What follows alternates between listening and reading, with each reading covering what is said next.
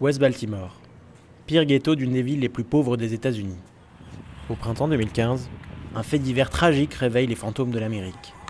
Le meurtre de Freddie Gray, un Afro-Américain de 25 ans, suite à une arrestation particulièrement musclée, déclenche les émeutes de Baltimore. 15 bâtiments incendiés, 145 voitures brûlées et plus de 200 arrestations. Une flambée de violence qui illustre le ras-le-bol d'une communauté face à un racisme policier persistant.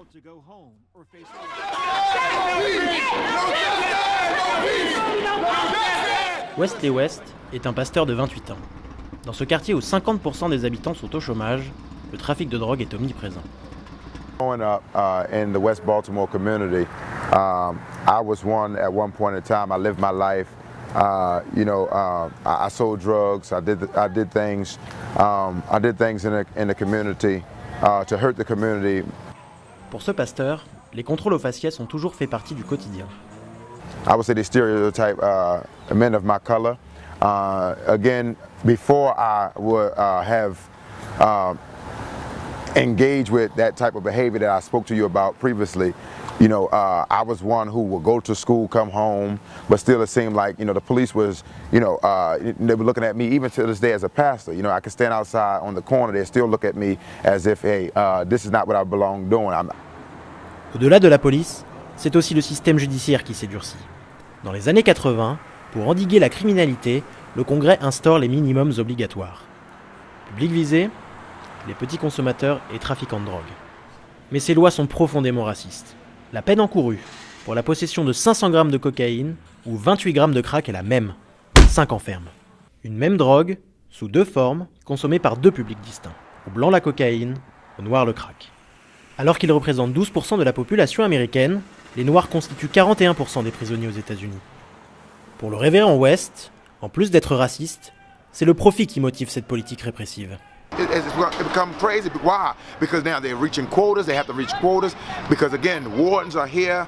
If their jails are running dry, then their money is running short. And so with that being said, if the jail's running dry, the money is running short. And right now, like I said earlier here, that the black community have become a profit to the judicial system. Entre 1980 et 2014, le nombre de prisonniers a bondi de 340% aux États-Unis. 2,2 millions d'individus dorment actuellement en prison, soit un quart de la population carcérale mondiale. À cause des minimums obligatoires, beaucoup de délinquants non violents se sont retrouvés derrière les barreaux, créant ainsi des situations familiales très difficiles. Le mari de Melissa a été condamné à 6 ans de prison ferme pour avoir vendu un peu de drogue. Même en cumulant 2 emplois, cette mère de 2 enfants peine à faire face. Well, the financial situation is really bleak. I live paycheck to paycheck.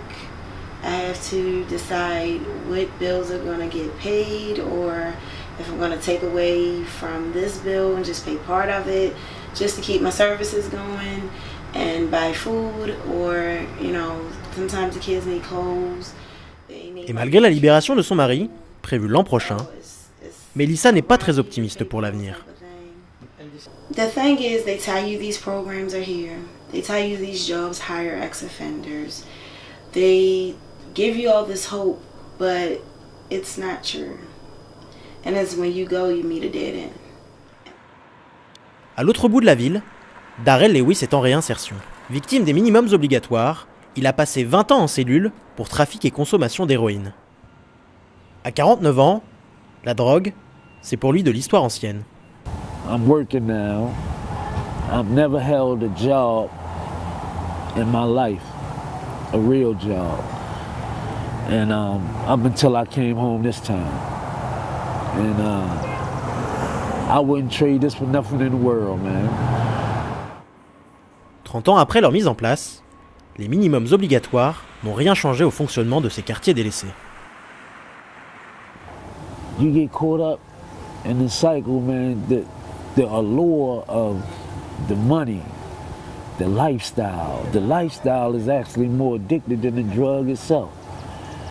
You spending money and going on trips and buying things, and you just get caught up. You figure you get locked up, you do the time, come home, The whole time I'm locked up, I'm trying to figure out a different way to sell drugs, not realizing that there's no way to do that. Premier président à visiter une prison fédérale, Barack Obama a fait de la réforme du système pénal l'une de ses priorités, à destination des minorités. Car comme les Noirs, les Latinos sont surreprésentés dans les prisons américaines. Over the last few years, a lot of people have become aware of the inequities in the criminal justice system. The fact that we spend over $80 billion a year in incarcerating people, oftentimes who've only been engaged in nonviolent drug offenses. That's one of the reasons why I'm commuting the sentences of 46 prisoners. These men and women were not hardened criminals, but the overwhelming majority had been sentenced to at least 20 years. 14 of them had been sentenced to life for nonviolent drug offenses. I've made clear to them that re-entering society is going to require responsibility on their part, and hard work, and smarter choices. But I believe that at its heart, America is a nation of second chances.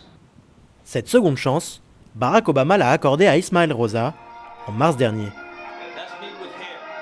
Il y a 22 ans, ce chanteur de salsa, consommateur occasionnel de cocaïne, a été condamné à la prison à vie à cause des minimums obligatoires. It's crazy that the judge couldn't do what he wanted to do. When I applied for the commutation, the judge sent a letter to the president and the presidential committee explaining how he had not wanted to give me a life sentence. He wanted to give me the low end. En privant le juge de tout pouvoir, les minimums obligatoires réduisent les êtres humains à de simples statistiques. Mais plutôt que de ressasser les injustices du système, Ismaël et ses petits-enfants profitent de leur nouvelle vie. Because I believe that God gave me the opportunity to be a wise decision maker, and I bettered myself, and I try to help others, and I did the best that I could in the situation, and because of that, I'm here today with my grandson, with my granddaughter. It's honestly, it's amazing having him here, having him, you know, just I wake up to him, I go to sleep to him now. You know, it's an amazing feeling to be able to have stories now to tell my friends, which I tell him all the time because he's hilarious. You know what I mean? Like, it just feels good, you know, to have that aspect of my life filled, you know, complete. I feel whole now. I feel like I'm not missing anything anymore. So for me, it feels amazing. Devenu pasteur en prison, Ismaël est assigné à résidence. Yes, ma'am. Okay, be right there. I need to go outside for a spot check. Pendant un an, il doit respecter des règles très strictes et est soumis à des contrôles inopinés, comme aujourd'hui. 7, 4, 2, 4. All right, you have a good day. You too. Thank Bye-bye. you. God bless You're you. welcome. Same to you. So this is how it is. I have to do this once a week. They come by unannounced at any time, and it's cool. I'm supposed to be here, so I can cut the grass, take care of the surroundings, but I can't go any further than that without a pass. And it's all right. I can get used to that. It's not too long. They're just here to make sure that I can adjust properly to the world. It's mind-boggling after 22 years.